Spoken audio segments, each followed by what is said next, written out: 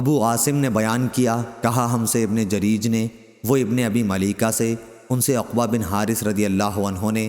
دوسری سند امام بخاری نے کہا اور ہم سے علی بن عبداللہ نے بیان کیا، کہا ہم سے یحییٰ بن سعید نے بیان کیا، ان سے ابن جریج نے بیان کیا کہ میں نے ابن ابی ملیکہ سے سنا، کہا کہ مجھ سے عقبہ بن حارث رضی اللہ عنہ نے بیان کیا، یا یہ کہا کہ میں نے یہ حدیث ان سے سنی کہ انہوں نے یحییٰ بنت ابی احاب سے شادی کی تھی۔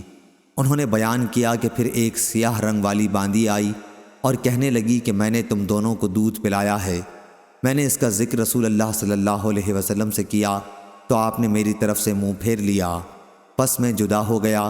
میں نے پھر آپ کے سامنے جا کر اس کا ذکر کیا تو آپ نے فرمایا، اب نکاح کیسے باقی رہ سکتا ہے جبکہ تمہیں اس عورت نے بتا دیا ہے کہ اس نے تم دونوں کو دودھ پلایا تھا۔ چنانچہ آپ نے انہیں یحییٰ کو اپنے ساتھ رکھنے سے منع فرما دیا۔ صحیح بخاری حدیث نمبر 2659۔